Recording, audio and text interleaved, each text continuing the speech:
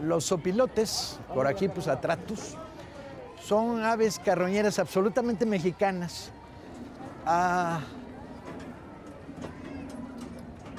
Cuando tienen las alas extendidas pueden llegar a medir 1,5 metros. Y en zonas urbanas no solo se alimentan de carroña, también se alimentan de basura. Mira.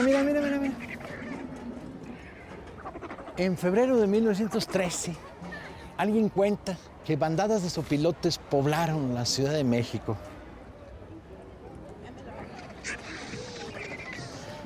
Era el elemento simbólico de lo que iba a suceder poco después.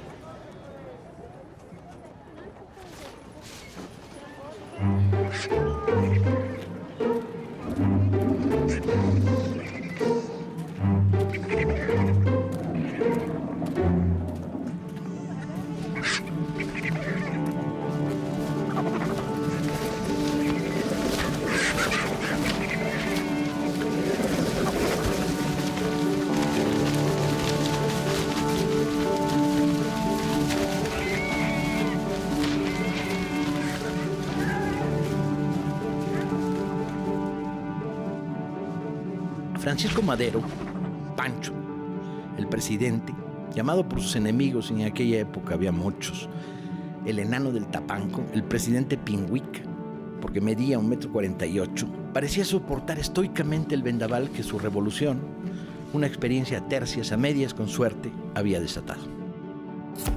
Espiritista practicante y adicto a la comida vegetariana, convencido de que había mucha menos mala fe en el mundo de la que realmente y obviamente existía, había intentado conciliar con todos y así le había salido. Sus excompañeros maderistas, con Vázquez Gómez a la cabeza, se le habían rebelado. Pascual Orozco, en Chihuahua, también. Zapata, exigiendo el cumplimiento del plan de Ayala, estaba en armas en una guerra de guerrillas que parecía eterna. Madero había dejado a Pancho Villa en la cárcel a causa de un crimen que no había cometido, y por más que este se empeñó en enviarle cartas contándole de conspiraciones, de espadones militares, no le hizo caso. Villa se había fugado y estaba desesperado en el exilio, enojado porque el chaparro no le había hecho caso a la frecuente advertencia: te van a matar esos curros. ¿Y quiénes eran los curros que lo querían matar?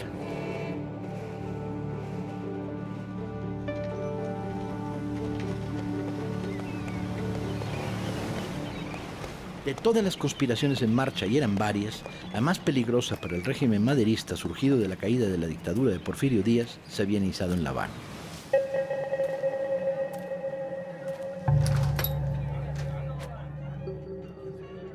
El hombre fuerte de esa conspiración era un general de artillería de 54 años, Manuel Mondragón, hijo de honorabilísima y virtuosa familia de Ixtlahuaca, hijo también del colegio militar, y había crecido a la sombra de la dictadura porfiriana, donde adquirió una enorme fama.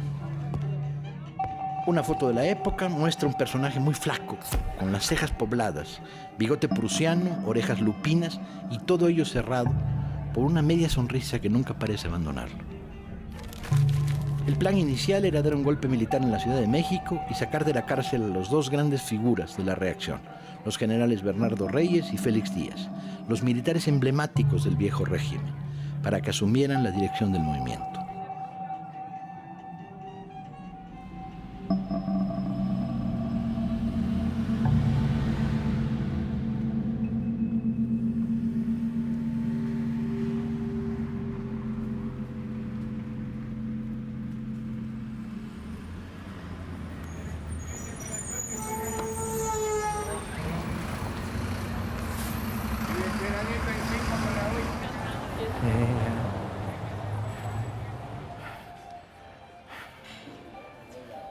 Perico. Alito, ¿cómo estás? En realidad, a mí Madero me gusta más que a Paco. Sí, pero yo creo que ese es un problema del síndrome de Estocolmo, insisto. Porque el personaje, ¿sabes qué? Mientras escribí el libro me fui encariñando con él. Pero una cosa es encariñarte y otra es ver el nivel del cúmulo continuo de errores. Hacerle caso a los que no tienes que hacerle caso y no hacerle caso a la única gente de confianza que lo rodea. Es que es un tipo que quiere parar la revolución social. Quiere parar la revolución social, está parado en el dique entre dos océanos. el violento océano de la revolución social y el no menos violento de la contrarrevolución. Y el tipo está parado en medio y quiere pararlos. Sí, es un tipo valiente, echado para adelante y honesto dentro de la medida, pero simultáneamente no diriges una revolución desde la nada, y Madero es la nada. Es que no es un revolucionario, y ahí está la clave. La Revolución Mexicana es la única revolución que empieza un tipo que no es revolucionario y que no cree en la revolución. Madero está plenamente convencido de lo que estaba diciendo, pero en buen sentido es una serpiente, encanta a la gente. Era un tipo que se paraba, hablaba y la gente le creía. Lo que ocurre es que, por otro lado, lo endeble y lo contradictorio del propio personaje, ¿no?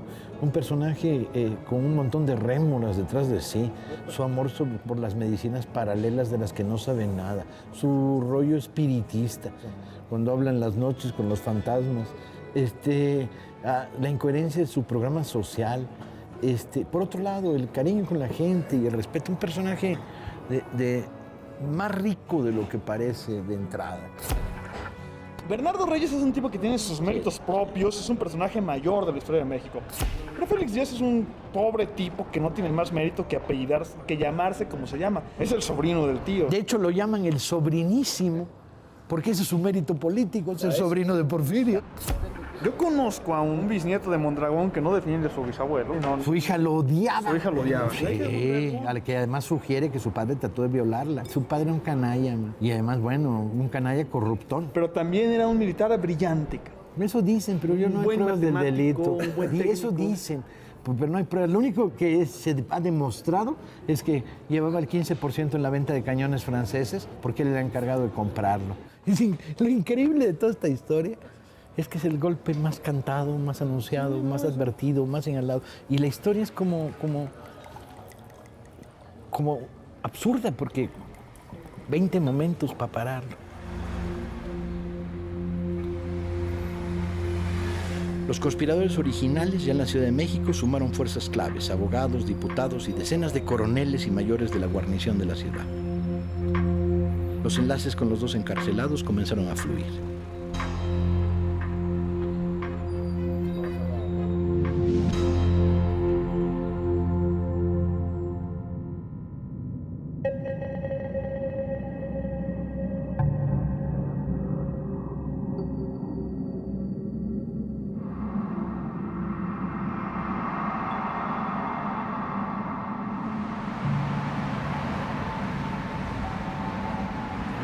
La segunda es Reforma Lomas. Esta parte la conozco. El bosque de Chapultepec tiene que darles una hoja de autorización donde pueden ustedes ingresar. Esto no es una autorización. Porque nos dijeron que nos estaban esperando. Sí, pero el INE tiene que pedir una autorización al bosque y esa hoja se las dan para que puedan ingresar. Entonces vamos derecho. Enfrente de la entrada del museo, del lado de allá hay una puerta, hacemos así. ¿Yo podré pasar para el otro lado acá? Sí, hay una vuelta en U. Muy buenas, venimos a una filmación de un documental en el castillo de Chapultepec. ¿Al castillo de Sí. 810, 810. ¿Por dónde entramos al castillo para llegar a los espárragos? Por la parte trasera. Hecho, vamos rumbo a... A partir del 5 de febrero, Gustavo Madero, el hermano incómodo del presidente, su ala izquierda, el azote de los reaccionarios, comenzó a visitar los cuarteles de la Ciudad de México.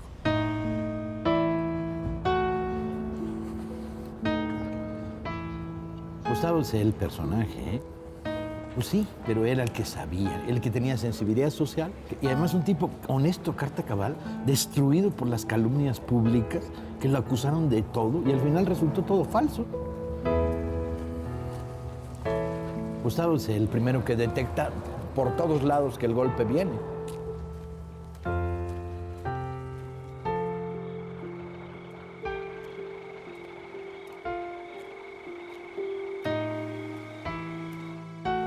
Lo llaman ojo parado, porque es tuerto. Ha perdido la visión desde la infancia en un accidente. Antes de la revolución era un industrial, dirigía una papelera en Monterrey, fue el cerebro financiero del maderismo armado y no dudó en sacar la pistola más de una vez. Alrededor del 5 de febrero, Gustavo tiene claro que la conspiración no solo está en marcha, sino que está comprometido todo el ejército de la Ciudad de México, o una muy buena parte de él. Se entrevista con Francisco y le dice, tengo una lista con los nombres de 32 generales que están comprometidos con el golpe. Madero no le quiere hacer caso. Piensa que incluso si inicia acciones contra estos militares, lo que va a ser provocarlos. Y se produce una conversación de la cual hay un testigo que la registra, en la que Gustavo le dice, ¿nos van a matar? Y Madero le contesta muy en su tono, y además yo creo que con gran sinceridad, porque así era Francisco. Le dice, bueno, pues si hay que morir, pues moriremos. Pero Gustavo dice, no, es que también me van a matar a mí. Y la conversación las relaciones entre los dos hermanos, que ya se habían venido tensando, quedan todavía más tensas. Gustavo de alguna manera no logra hacerle entender a Francisco que el golpe está en marcha y que puede detenerse si detienes a la cabeza de la conspiración.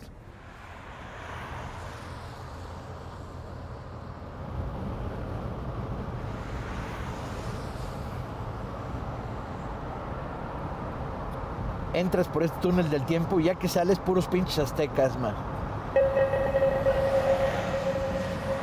En la noche del sábado 8, la Ciudad de México fue sacudida por terribles tolvaneras. Hacía mucho frío.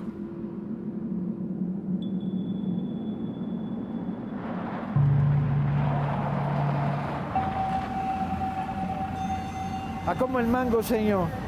¿Mango? Sí. No, dame 1 kilo de este. A la 1 de la mañana, en el Colegio de Aspirantes en Tlalpan, también conocido como San Fernando, una de las 2 escuelas militares que existen en la Ciudad de México, hasta las sombras tenían vida propia.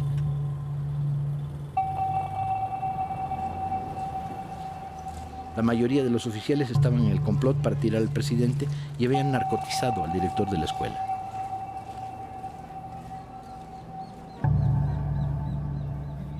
Muy buenas, Paco Ignacio Taibo, ¿qué tal? Mucho gusto. Gracias, subdirector de aquí de la comunidad. El cigarrito sí, ¿no? Sí. Ahí lo tiro. Es una historia bien extraña, man. Es una historia un poco... Sí, porque nadie sabe que aquí empezó el golpe militar. Exacto. No se recuerda, y claro, como ha ido al paso de los años cambiando y ha sido tantas cosas. El golpe empieza aquí, cuando los oficiales que están comprometidos con el golpe levantan a los estudiantes de la escuela de aspirantes. La escuela de aspirantes era la escuela que en aquella época formaba a los clases, cabos, sargentos, para el ejército, mientras que el colegio militar formaba a los suboficiales. Los estudiantes no saben en un primer momento qué está pasando, simplemente los sacan de la cama a las 4 de la mañana, les ordenan ropa de combate, fusiles, bayoneta calada, sacan las ametralladoras, reducen al jefe de la escuela y el golpe empieza. Aquella noche la plana mayor del maderismo se repartía entre una función de lucha grecorromana y un banquete en el restaurante Silvay. Aquí estaban los diputados maderistas, la plana mayor del maderismo. Y Federico González Garza, junto con Gustavo, eran los de mayor poder real. Federico controlaba el gobierno del Distrito Federal, la policía, la gendarmería del distrito, y él es el primero que se mueve. El primero que se da cuenta es Gustavo, como dice Paco. Así como no soy maderista de Pancho, soy maderista de Gustavo. Pero Gustavo no dirige la revolución, la dirige Pancho. Pues sí, pero era el que sabía. Y es un personajazo, Gustavo Madero. Gustavo dejó el banquete cuando pasó a buscarlo el jefe de la policía y en un par de automóviles con amigos de confianza se movilizó hacia Tacubaya. Al llegar observaron que en las puertas del cuartel había un gran movimiento de automóviles con civiles que entraban y salían. Se produjo un tiroteo y Gustavo y sus compañeros salieron huyendo. Para Gustavo Madero no había ninguna duda, el golpe estaba en marcha.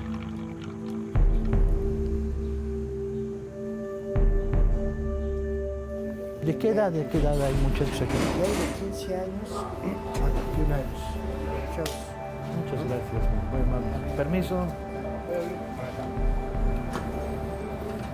Ahí les voy a traer al rato un primo mío que se merece estar aquí, no afuera.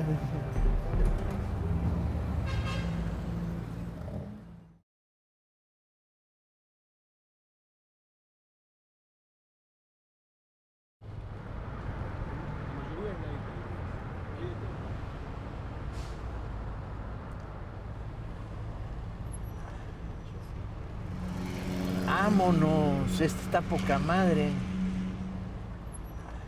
Han pasado la noche el general Mondragón, el general Velázquez y el general Ruiz.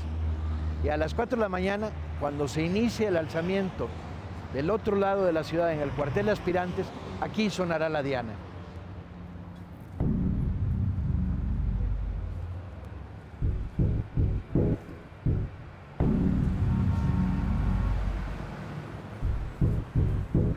Los generales reúnen a la tropa, a la que le ordenan ir preparada para el combate, y se producen las arengas en este patio.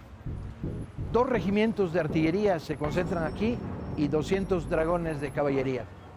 Les toma mucho tiempo organizarse, hay un gran caos, pero conforme empieza a amanecer, desde aquí sale la columna con los armones de artillería y se dirigen hacia los 2 cárceles donde piensan liberar a Bernardo Reyes y a Félix Díaz.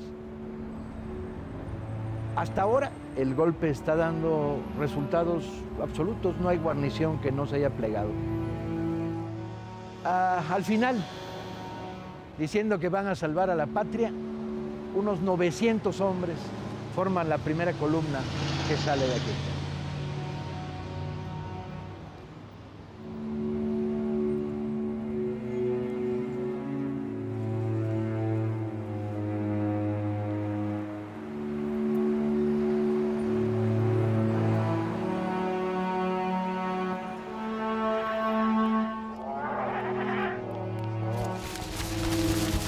Los alzados tienen un primer golpe de suerte. La vanguardia de los aspirantes llega a Palacio Nacional y, con la complicidad de algunos mandos que estaban en la conspiración, desarman a la guardia. Gustavo Madero, que se ha pasado la noche tratando de descubrir la profundidad de la conspiración, va a Palacio Nacional, pero encuentra que la nueva guarnición solo obedece órdenes de los alzados. Es detenido y amenazado de un inmediato fusilamiento. Todo parece estar resultando extremadamente fácil para los golpistas. ¿Qué nos convenía ir por allá y a la derecha, no ir por acá y a la izquierda? Lo que pasa es que ya nos quitaron las vueltas a la izquierda por aquí, ¿verdad?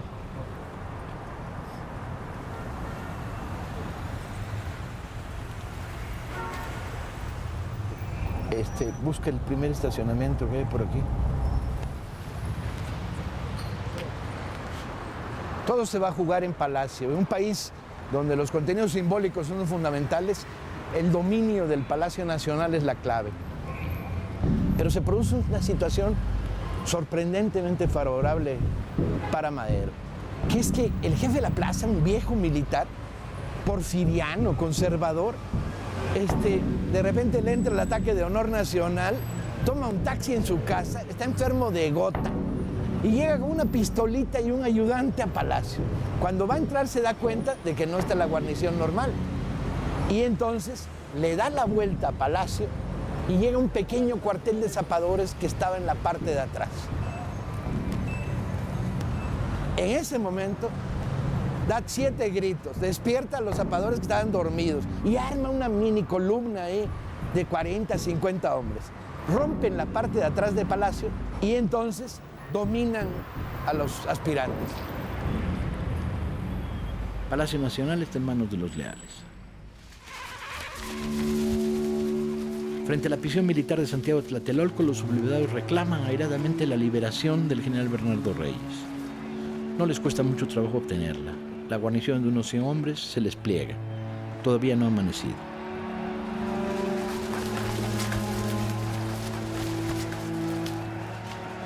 Madero sabe que han tomado Palacio y que Reyes está libre y en la calle con una enorme columna de alzados rumbo a la prisión de Lecumberri, a liberar a Félix Díaz, sobrino de Porfirio.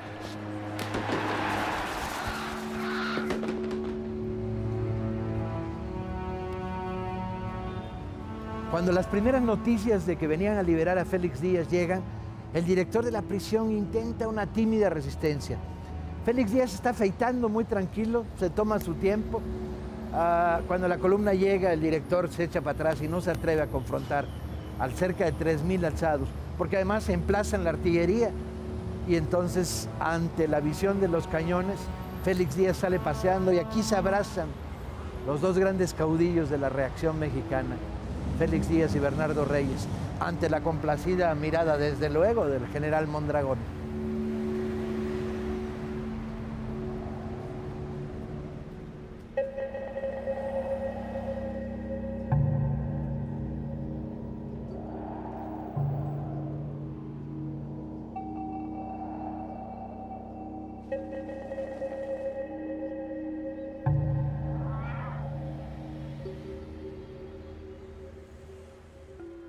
De febrero, muy temprano en la mañana, Madero sabe que el golpe militar se va a jugar en Palacio Nacional, en el centro simbólico, y decide lanzarse.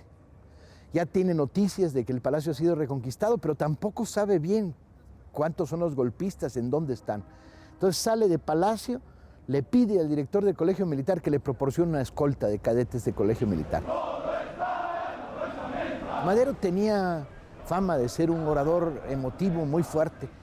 Les dice, los del colegio de aspirantes han cubierto de oprobio a la juventud de este país, ustedes tienen la oportunidad de desquitarlo. Y los calienta, de tal manera que si había habido una conspiración entre los oficiales, ahí mismo se desmorona. Y de aquí va a iniciar la marcha, bajando del castillo y por Reforma hacia Palacio Nacional.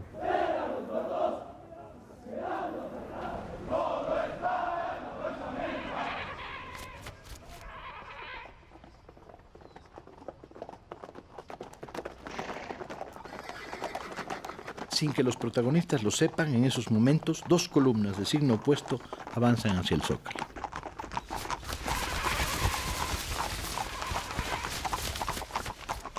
Fue una comitiva enloquecida. Venía un centenar de la gente de verdad del gobierno de Madero, armados con pistolas, y este grupo de cadetes, más los eternos mirones que se iban juntando. Avanzó hacia la gloria, hacia la muerte, no estaba muy claro.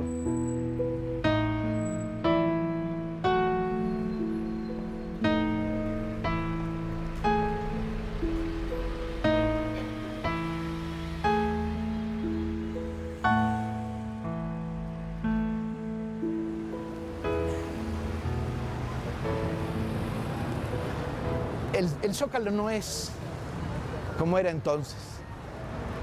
La plancha central no existía, las calles eran más anchas y lo que había en el centro era un jardincillo con un kiosco, ¿sí? Muy temprano, pero la gente que iba a rezar a Catedral de repente descubre frente a Palacio una línea de tiradores recostados, y en este país los mirones son peligrosísimos, man. Inmediatamente se acercan, ¿sí?, a ver qué está pasando. En esos momentos la columna de Reyes y Mondragón ya para ese instante saben que no controlan Palacio. El general Ruiz está detenido en uno de los cuartos, los aspirantes están detenidos. Y ven esa pequeña línea de tiradores, esa ametralladora montada ante las puertas de Palacio, ¿no?, y al general Lauro Villar enfrente. Entonces Reyes decide, en un típico desplante machista, decide salir a caballo por delante, se viene aproximando. Es una columna de 4,000 hombres, traen artillería. Los podían haber despedazado a los 200 que están ahí escasos defendiendo Palacio. Y entonces se acercan hacia las puertas de Palacio.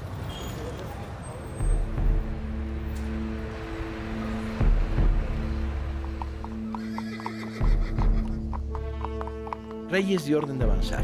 La suerte está echada, dicen que dijo, y puso su caballo al trote.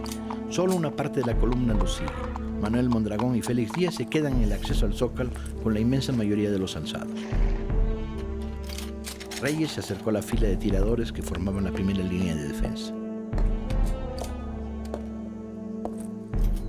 Villar salió al paso. 3 veces le da la orden de poner las armas. Cuando Reyes trata de envolverlo con el caballo, Villar da la orden de fuego.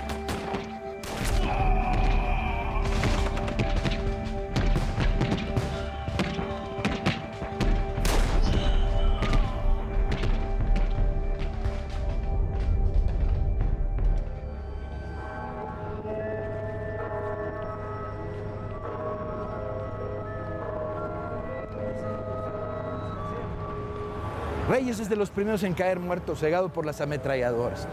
El grupo se dispersa, corren, caballos, hombres muertos, tiros, se están disparando a metros, ¿sí? Y lamentablemente en el fuego cruzado, la mayor parte de los muertos serían civiles que estaban en el kiosco. Curiosamente, la caída de Reyes, cuyo cadáver es transportado al interior de Palacio, ¿sí?, provoca que la gente de la columna, que dominaría con una mano en el bolsillo a los defensores de Palacio, la gente de la columna se desconcierte y se repliegue, ¿sí? Con lo cual Palacio Nacional queda en manos de los maderistas, con la excepción de un pequeño grupo de aspirantes que se subirán a la torre de la catedral y que estarán actuando durante los 2 siguientes días como francotiradores con ayuda de los curas.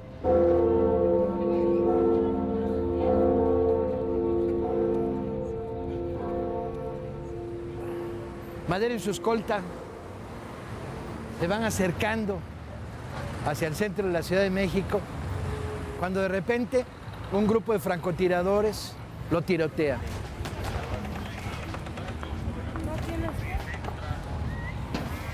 Madero se refugia en uno de estos edificios donde estaba la fotografía de Aguirre y se arma un tiroteo en el que hay algunos heridos. Cuando espantan a los francotiradores, Madero aparece en el balcón. En esos momentos aparece un personaje que hasta ese instante había estado fuera de la historia, que es el general Victoriano Huerta. Vestido de civil, ha llegado en un carro particular, estaba en esos momentos como general en retiro y aparece a la derecha de Madero en la foto, como mostrando que él está en contra del golpe militar y que viene a ponerse al servicio y a disposición de Madero.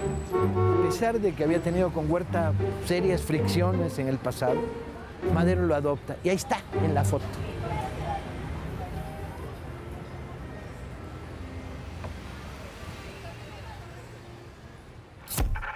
El personaje que entró en escena, Victoriano Huerta, nació en 1844 en Colotlán, Jalisco.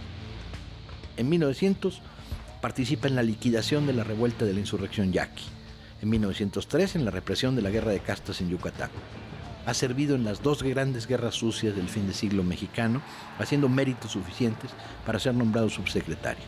La jugada sale mal y luego, por despecho, se dedica a conspirar contra Porfirio Díaz, sin mayor éxito. Sin embargo, después de haber sido espectador de la revuelta maderista, es el que escolta a Porfirio Díaz a Veracruz. Es melómano, aficionado al coñac y a decir malas palabras. Ni la trayectoria ni los retratos son generosos con el personaje que acaba de ser nombrado jefe militar de la Ciudad de México, responsable de acabar con el golpe militar.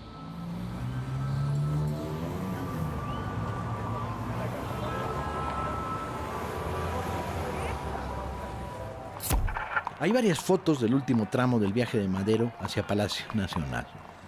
Un trayecto casi triunfal. El presidente a caballo va saludando con la mano derecha en la que trae un medio bombín. Son fotos que muestran el caos que imperó en la marcha. Una pequeña multitud en la que se mezclan los cadetes del colegio militar, los maderistas más fieles y, como siempre, al fin y al cabo esto es México, una multitud de curiosos desarmados y excitados.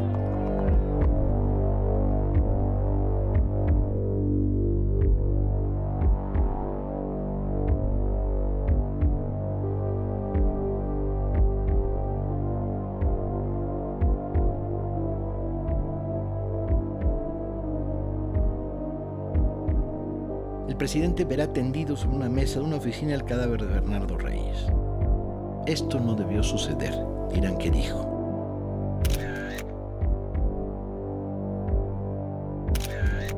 Los leales han sufrido 43 muertos y heridos. Las bajas de los alzados son difíciles de precisar, al menos 80 heridos y cerca de 35 muertos.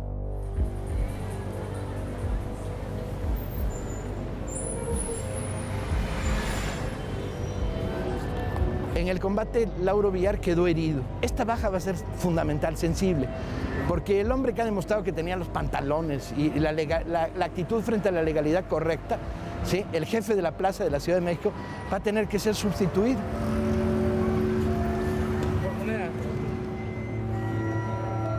En un breve conciliábulo se decide transferirle el mando a Victoriano Huerta como jefe militar de la plaza. Mucho cuidado, Victoriano, dirá el general Villar al entregarle el mando. La designación no causa júbilo entre los maderistas más duros. Huerta provoca muchas dudas, pero en esos momentos la cosa no parece tan trascendente. Aparentemente el golpe ha fracasado.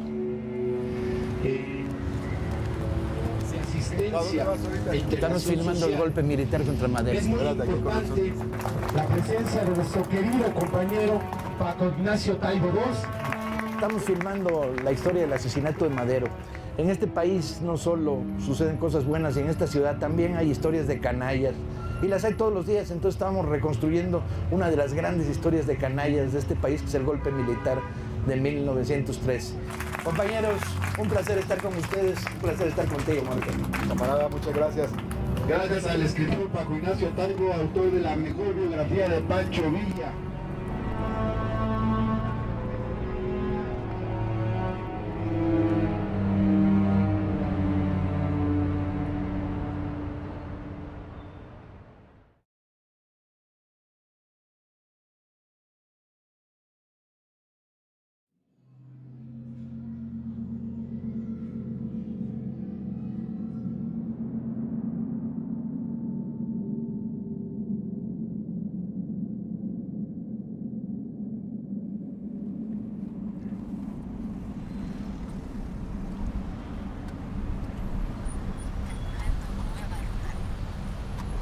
Vamos a la Ciudadela, que sería el centro de la segunda parte del conflicto. Durante 10 días, ese maldito edificio se volvió el centro de esta ciudad.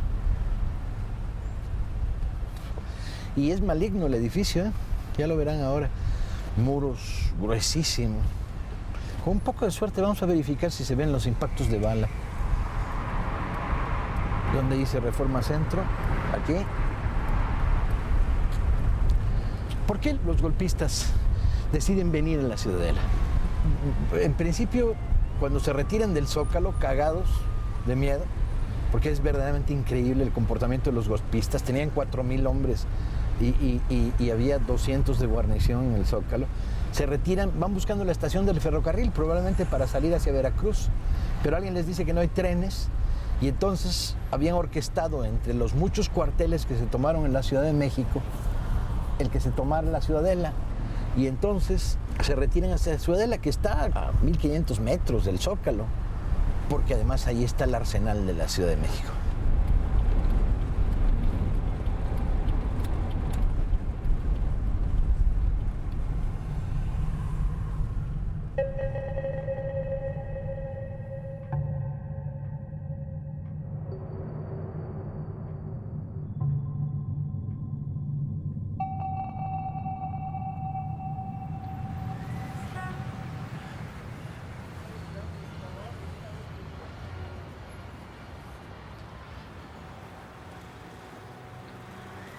Ve el tamaño de los muros. Es un edificio colonial, con unos muros de este tamaño. Hoy la Ciudadela es una biblioteca pública, la segunda biblioteca en importancia después de la Biblioteca Nacional. Se mantiene la solidez de los muros, la estructura. Yo no sé si podremos llegar a la azotea para ver cómo se habían dispuesto. No, que no puede entrar fumando, jefe. No, pero cuando entre. No, es allá afuera. No puede estar aquí adentro fumando. Al aire libre. No puede estar aquí adentro fumando desde la puerta para allá, jefe. Está medio loco, ¿no? Quiero hablar con el director para pedirles permiso, porque queremos subir a la parte de arriba. Déjeme tirarlo. Porque ya llegó el no puede. Hay mucho que recorrer ahí arriba. ¿Sí? Por los tubos. Para llegar hasta el frente son Hasta como llegar. 400 metros. Sí.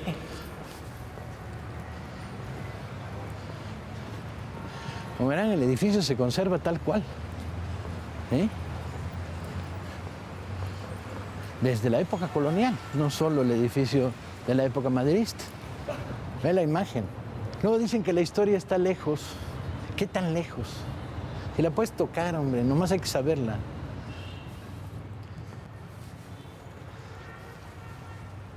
¿Qué necesitaban de No, la azotea. Estamos haciendo un rollo sobre el asesinato de los Madero. Bien, y van a, A ver dónde estaban los francotiradores excelente. de Mondragón y de Félix Díaz.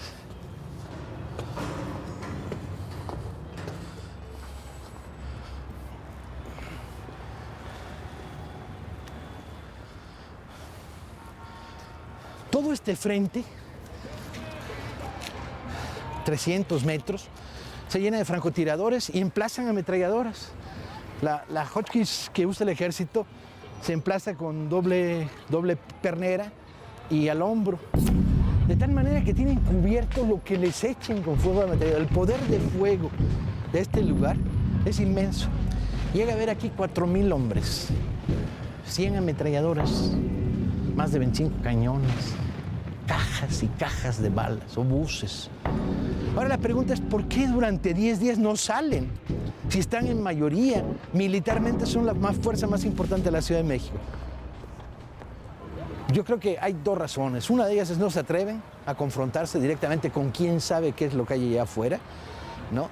Y la segunda es terrible, quieren crear pánico en la población civil para desestabilizar al gobierno de Madero.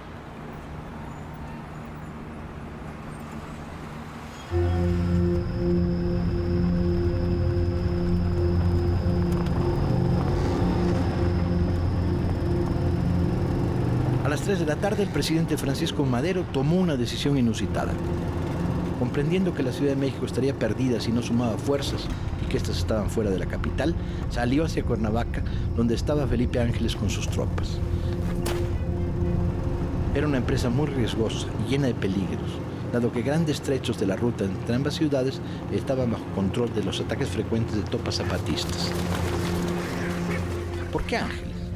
Ángeles era fundamental porque era el único militar al que Madero tenía una confianza personal.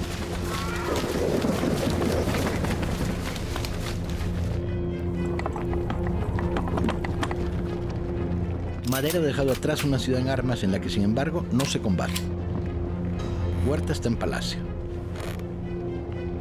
Díaz y Mondragón en la Ciudadela, sin intención de pasar la ofensiva. Arden también los restos de la prisión militar de Tlatelolco.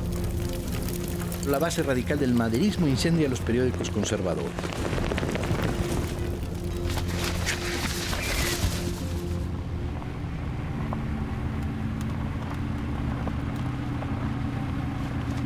El 10 de febrero, con el regreso a la ciudad del presidente y las tropas de Felipe Ángeles, se celebró un consejo militar. Victoriano Huerta propuso un plan para el ataque a la Ciudadela que consistía en el avance simultáneo de 4 columnas. El plan era muy poco imaginativo y bastante poco serio. Nadie en ese consejo de guerra sabe lo que tiene enfrente. Intentar tomar este cuartel con estos muros y esta disposición, con un terreno abierto enfrente, como Huerta intentó tomarlo, es el delirio. El delirio.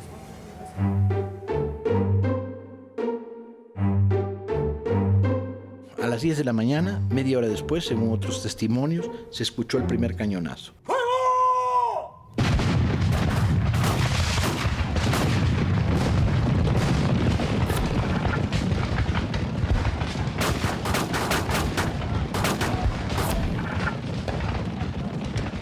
Las 4 columnas son frenadas. Después del fracaso de los ataques frontales, se combate casa a casa, en las azoteas, rompiendo paredes y saltando por encima de los pretiles, escondiéndose en los tendederos. Las primeras fotos de los atacantes muestran el desconcierto de la aproximación. Las dudas respecto a hasta dónde han adelantado sus defensas los alzados. ¿Solo ocupan el edificio o han avanzado líneas? Pronto descubrirán que tienen multitud de posiciones en las calles aledañas.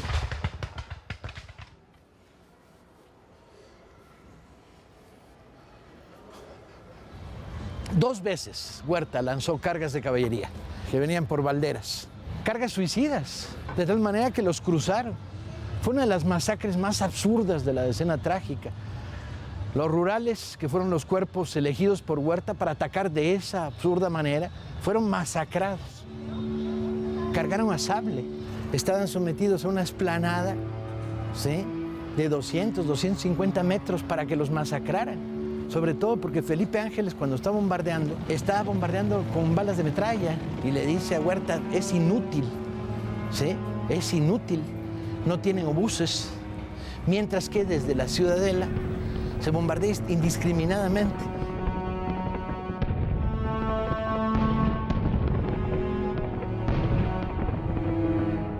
De ahí lo que muchos hayan pensado que Huerta desde el día 13, 14 ya estaba en el complot. Yo creo más bien que Huerta estaba intentando remar en río revuelto y ver qué podía sacar él de esta historia.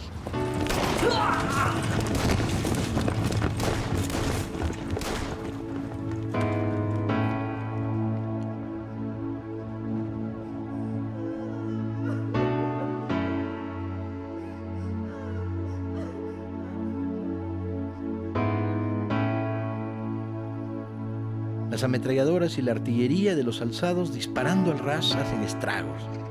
La confusión de civiles y uniformes es terrible. La calle queda tapizada de cadáveres de hombres y caballos.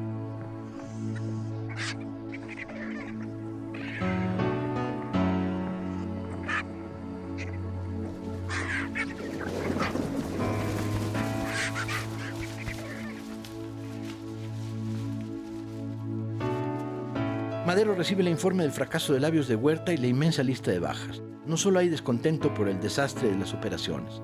Madero le reclama al general en jefe que está dejando entrar víveres a la ciudadela. Huerta al principio lo niega, pero enfrentado a testigos que lo han visto, termina diciendo que es una táctica para concentrar allí a los rebeldes y luego rematarlos. La actitud de Huerta provoca muchas suspicacias entre los maderistas, pero el presidente decide confirmarlo en el mando.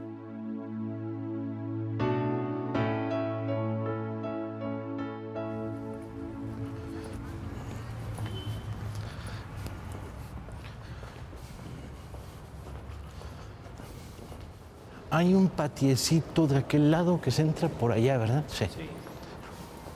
Ahí estaba la comandancia de Félix Díaz y de Mondragón.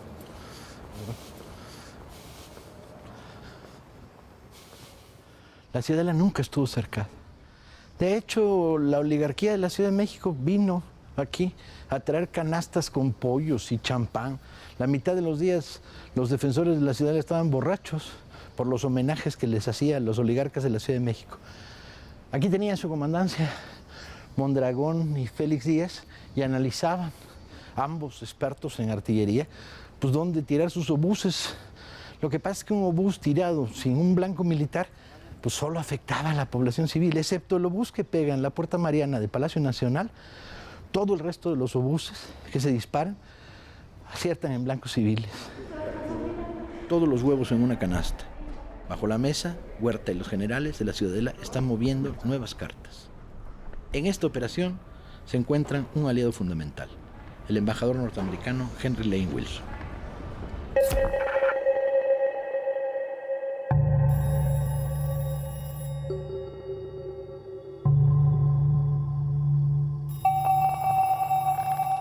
En la noche del 13 al 14, el embajador Wilson recibe la visita de un enviado del general Huerta, quien le da los detalles de un plan que permitiría que Huerta y Félix Díaz se encontraran y cerraran filas eliminando a Madero. Wilson debe haberse frotado las manos de júbilo. Una reunión de generales con Madero al absoluto margen. Otro personaje inolvidable de la escena es Henry Lane Wilson, que es un canalla de tomo y lomo, que odia a Madero porque se negó Madero a darle un negocio. Cuando llega a México le manda a la esposa a hablar con Sara, la esposa de Madero, a decirle, oye, pues dile al señor presidente que me consiga un negocito porque mis grados y mis necesidades de representación en la embajada norteamericana hace falta más dinero. Y Madero se da por no entendido de no haberlo oído nunca, y de ahí el odio continuo. Se convierte en un conspirador activo. El embajador norteamericano era incansable en la conspiración. Creó un frente diplomático al que sumó a los embajadores de Inglaterra y España. Amenazó con la intervención norteamericana. Pidió públicamente la renuncia de Madero. Conspiró con los alzados en la ciudadela. Intercambió mensajes con el general Huerta. Ablandó a los sectores más tibios del gabinete de Madero y mintió descaradamente al gabinete de Washington respecto a las cifras de heridos, muertos, daños. Porque hay embajadores en la historia de los Estados Unidos maravillosos como figuras del mal, pero inventa bombardeos que no existieron. Dice que Madero está derrotado 11 veces antes de que verdaderamente esté derrotado. O sea, es verdaderamente una fuerza del mal. Porque, sujeto a tantas presiones, Madero aceptó una mediación con los alzados. La idea era establecer un cese al fuego para que los civiles salieran de la zona de combate. El general Mondragón dijo que para empezar a hablar, Madero tenía que renunciar.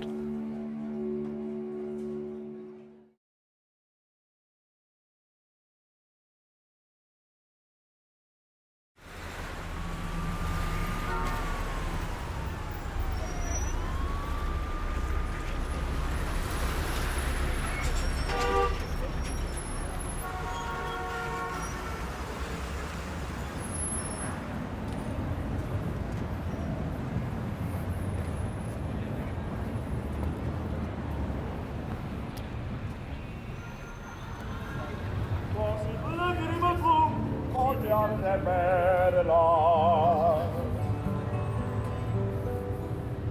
Déjame llorar, porque hoy que te perdí. Muy buenas. Ya les dijeron, ¿no? Que veníamos a la filmación. Están confirmando. ¿Quién canta esa canción? Un señor que está ahí cantando. ¿Por qué? ¿Por qué está cantando? Porque es ciego y entonces su manera de ganarse la vida es canta canciones. Mire, esta es la instalación, cosa de 12 módulos. Se trata de la capilla del convento de la Orden de Qué bonita, qué bonita. Los uniformes de los cadetes. Mire, ahí tenemos una... Este es el cañón francés que modificó Mondragón recortándole, cambiando las estrías y cambiándole el cierre. La placa registra Compañía Nacional de Forjas y Aceros francesa, de la Marina Francesa, Saint-Chamond, y la modificación de Mondragón. Este general Chaparrita fue uno de los asesinos de Madero, el que dio el golpe militar contra Madero, un canalla de muy... Miren, le voy a enseñar una foto de Mondragón. Este Mondragón. Vean nomás qué bigote de malvado tiene. Se le ve en la cara lo hijo de la tiznada. Vean nomás qué estampa de canalla tenía y de traidor. Este fue un obsequio del general Mondragón a don Porfirio Díaz. Claro, cuando bautizó el rifle se lo regaló, es verdad. Una P y una D. Entre las modificaciones que le dieron fama a Mondragón está supuestamente haber inventado un rifle similar al Mauser. Pero, como verán ustedes, es un rifle de lujo, no es un rifle de combate, repleto además de garigoleados e incrustaciones. No hay duda de que Mondragón era elegante. Sería un canalla, pero era elegante. Mucho gusto. Subteniente. Su admiradora. Muchas gracias, mi amable. Usted leyó mi villa, ¿verdad? Claro. Por eso me sonríe.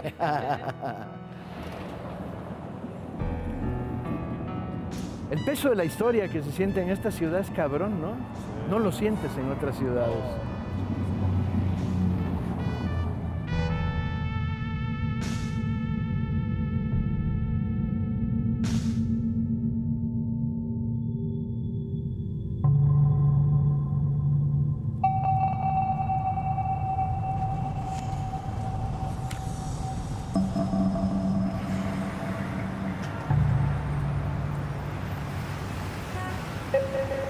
El sábado 15 de febrero, Henry Lane Wilson convocó en la mañana a los embajadores de Inglaterra, España y Alemania y les lanzó un discurso incendiario.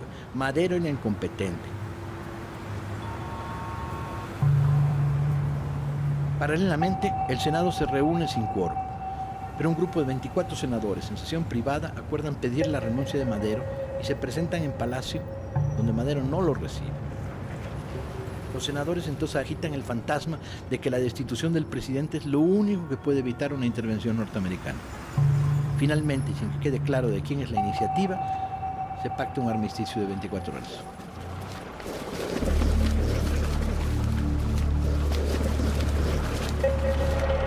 En la mañana entran en la ciudadela 18 carros cargados de provisiones. Los golpistas avanzan posiciones y ganan terreno en la periferia.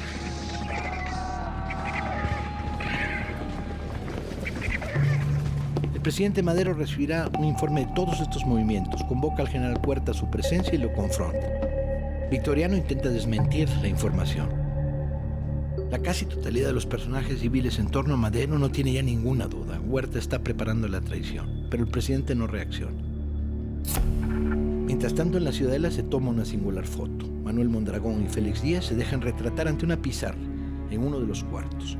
En el pizarrón que tienen frente a ellos hay un esquema muy sencillo que muestra una serie de blancos, entre los que destaca el Palacio Nacional. No pretenden salir a combatir, solo resistir y bombardear la ciudad. Poco después de tomada la foto, a las 2 de la tarde, los dos personajes darán orden de abrir fuego, violando la tregua. Ya no se trata de qué hacer, si derribar o no a Madero, sino de cómo y cuándo derribarlo.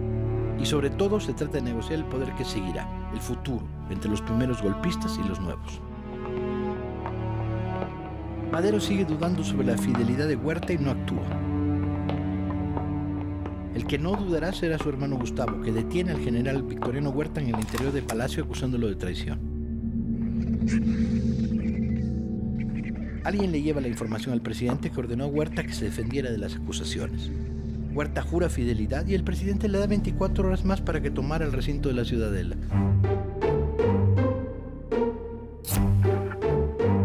Hay que escaparse de los lugares comunes, de la retórica tradicional que lo convierte en el chacal, el prototipo nacional del traidor, el marrano general, pero francamente resulta extraordinariamente difícil. Huerta no solo es un traidor en todos los sentidos del término, es realmente sinuoso, canallesco en sus procedimientos.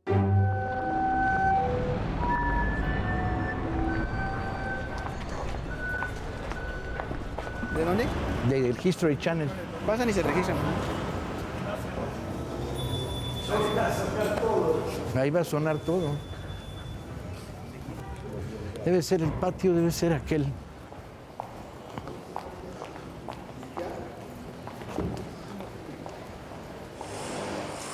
Una mañana Madero se asoma a la ventana y ve frente a Palacio que las habituales custodias ya no están, que le han cambiado las guardias por órdenes de Huerta y que es un regimiento al mando del general Blanquet el que tiene el control de Palacio. Blanquet había nacido en Morelia en 1849 y debía su fama a una historia que se contaba por todos lados y en la que se aseguraba que cuando era un joven voluntario fue miembro del pelotón de fusilamiento de Maximiliano y más aún que él fue el que le dio el tiro de gracia. La historia era controvertida y muchos aseguraban que era una falacia, pero la leyenda prevalecía, sin duda estimulada por el propio Aureliano. Parecía que Madero podía contar con Blanquet.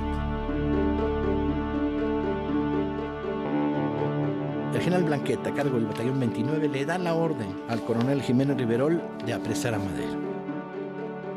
El coronel, con el mayor Pedro Izquierdo y 50 soldados, guiado por Enrique Cepeda, sube las escaleras de Palacio, irrumpe en la reunión en la que se encuentra el presidente, parte del gabinete y algunos de sus asistentes, y se arma un tiroteo.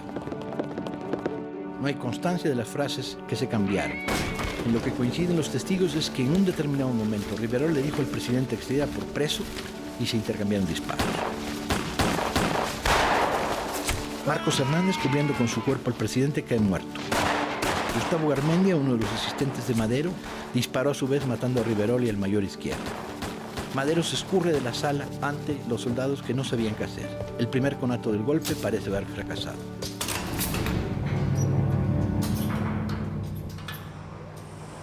¿La intendencia no se conservó durante un tiempo como museo? No, la intendencia no era esta. No, yo sé. La intendencia estaba enfrente, lo que es ahora el destacamento militar. ¿Y ya no se conserva el cuarto? No, porque está modificado a pasar al alojamiento militar. ¿Y el despacho donde se produce el tiroteo inicial? Está el despacho del presidente. No, pero no fue Madero había salido del despacho, estaba en la parte de afuera. En la mera puerta, en la puerta que da entre el despacho. Ajá. Y en donde está el salón de acuerdos. Y ahí no se puede filmar. Es que esa área reservada del presidente. Ok. Total, el presidente no viene, pues no hay mucha bronca. Pero esa área reservada son áreas privadas de él, ¿no? ¿Vemos el elevador? Aquí era lo que es donde... Después del tiroteo, el elevador es muy chiquito. Madero se mete dentro, baja a buscar auxilio a la guarnición militar. No hace nada de ruido este elevador. Qué bonito. Ahora vamos. Mientras el resto de sus compañeros, empistolados, baja por las escaleras. El golpe que le habían advertido ya se produjo. Ahora, ¿qué hay ahí abajo? Madero había visto a Blanquet y se va a intentar llegar hacia él para que lo proteja.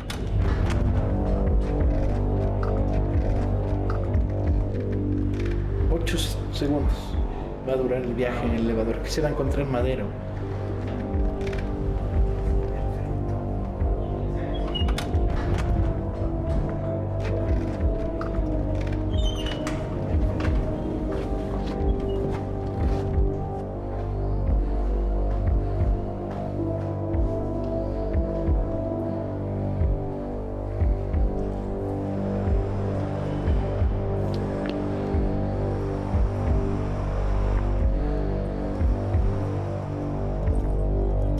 Madero desciende del ascensor y ve al general Blanquet. Entonces avanza hacia él para decirle que una parte de la guarnición se ha amotinado, que hay un segundo golpe militar en marcha.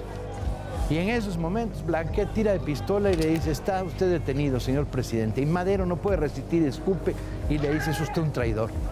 Pero el golpe se ha consumado. Junto con Madero también es detenido el vicepresidente Pino Suárez. El resto de los compañeros que bajan las escaleras, abrumados por el número de militares que ya se encuentran en este patio, empiezan a tratar de retirarse y van a buscar al general Felipe Ángeles para decirle que hay un segundo golpe militar, esta vez protagonizado por Huerta, por Blanquet y por los supuestos militares leales a Madero.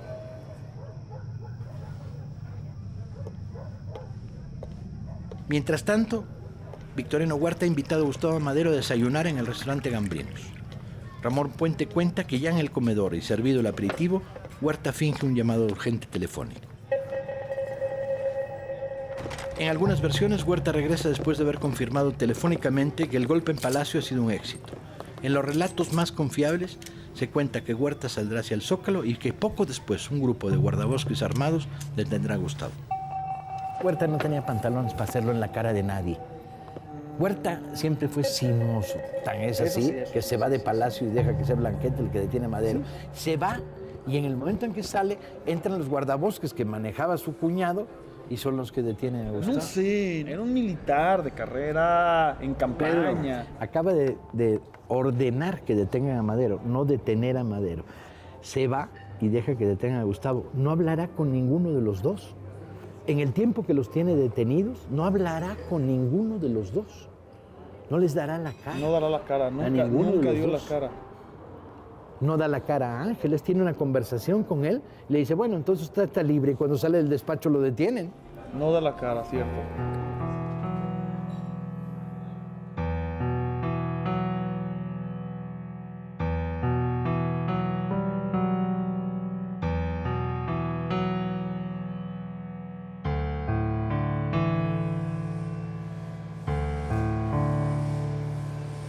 Pobre Madero, en el momento en que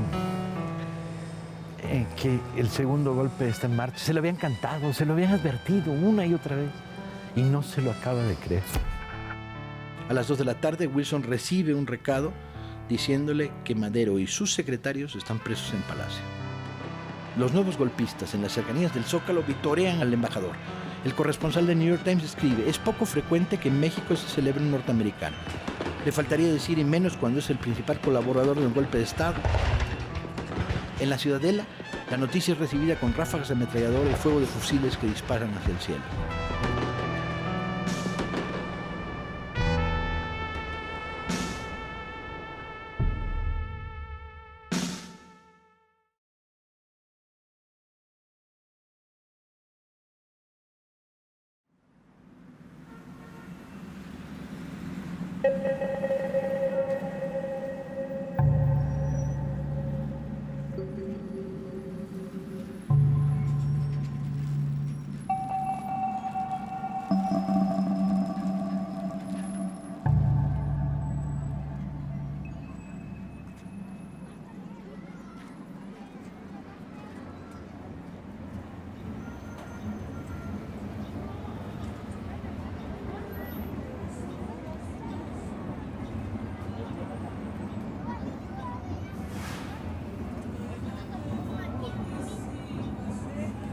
¿Cuál ha sido su último libro? ¿Ese? ¿Temporada de Sopilotes? ¿No lo tienes? No. Qué raro. Ahorita todavía no. Viejitos, pues ahí se van vendiendo los que ya encontramos viejitos.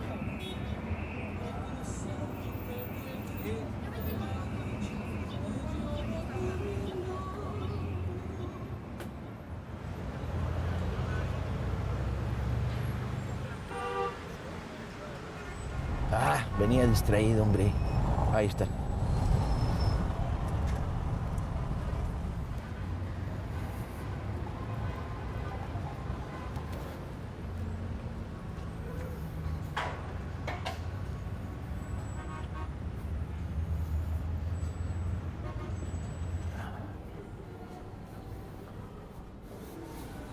No, vinimos al lugar equivocado. ¿Cuál lado? ¿La oficina dónde está? De aquel lado, ¿verdad? Muy buenas. Hola, buenas tardes. Soy Paco Ignacio Taibo. Veníamos a filmar una cosa para el canal de historia y ya les habían dicho. Ajá, 17:20. Es bueno el retrato. Sí, lo estoy tomando. ¿Lo tienes? Sí. Ok. Gracias. Este sería el gran personaje de la decena trágica. Gustavo, el hermano de Madero. El Madero inteligente, yo me atrevería a decir. El hombre que una y otra vez señaló que el golpe estaba en marcha, mientras Francisco se negaba a aceptarlo y tenía miedo a que precisamente al aceptarlo motivara a las fuerzas que se le oponían. Los personajes que van a ser claves y que están una y otra vez señalándose la presencia del complot: Sánchez Azcona y Federico González Garza. Y desde luego Felipe Ángeles. Todos los demás generales, inclusive los que apoyaron a Madero contra el primer golpe de Félix Díaz y Mondragón y Reyes, todos ellos terminaron negociando y poniéndose al servicio de Huerta. El único será Felipe Ángeles. Yo recuerdo haber visto una foto muy bonita de Gustavo. Ahí está, lo sabía. Gustavo sin bigote, tal como era en la decena trágica.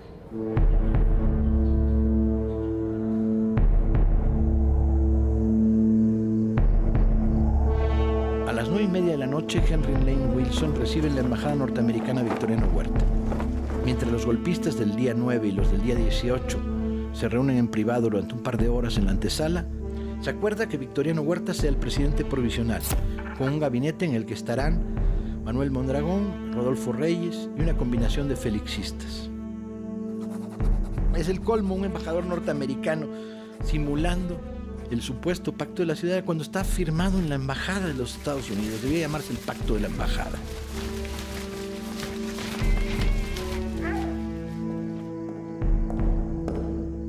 De regreso a Palacio, Huerta confirma a un emisario del general Mondragón que le exigía la entrega de los presos, que le va a entregar a uno, a Gustavo Madero.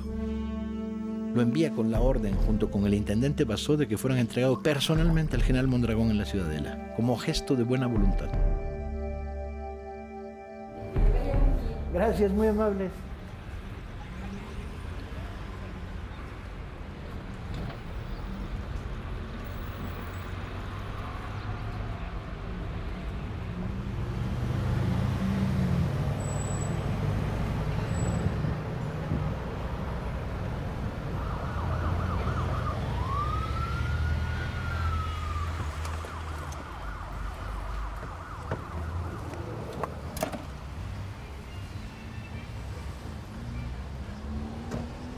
Ahí mataron a Gustavo Madero.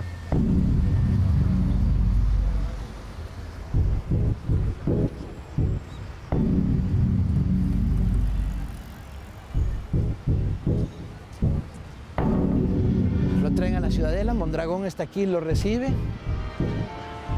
y se produce uno de los asesinatos más terribles de la historia de México. Lo sacan golpeándolo, vejándolo, golpeándolo con bayonetas, disparándole.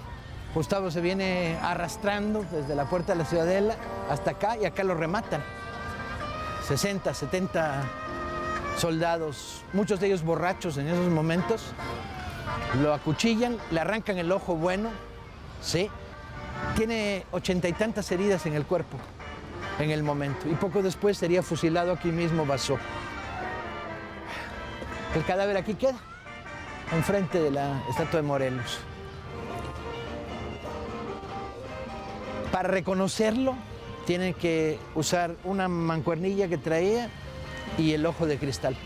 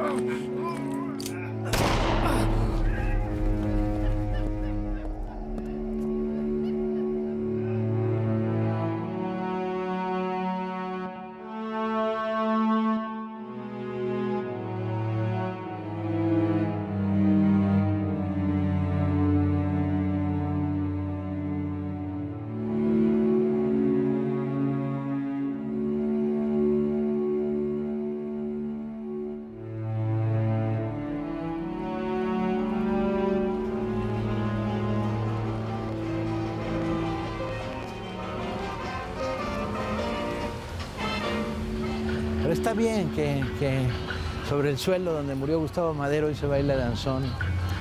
Lo que para otros puede interpretarse como una falta de respeto, para mí es lo contrario. Gustavo le hubiera gustado. Pero además por todos lados, la plaza se ha convertido en un lugar donde se ensaya, ¿no? El danzón es cadencioso, elegante. Es el baile popular elegante contra el vals. Que se jodan los del vals.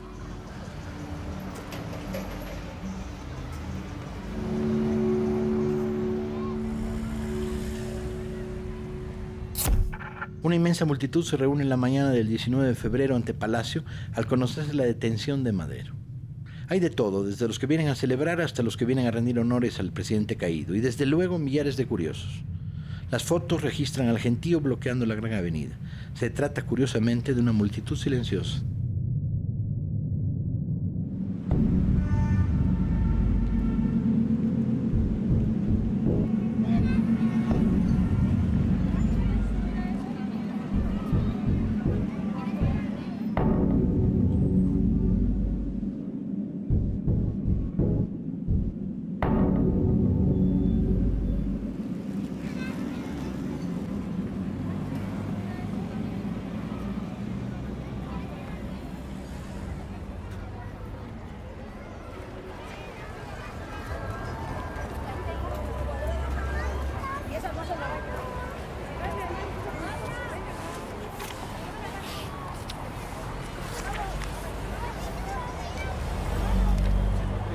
Aquí, en la Cámara de Diputados, se le dará la última puñalada a Madero.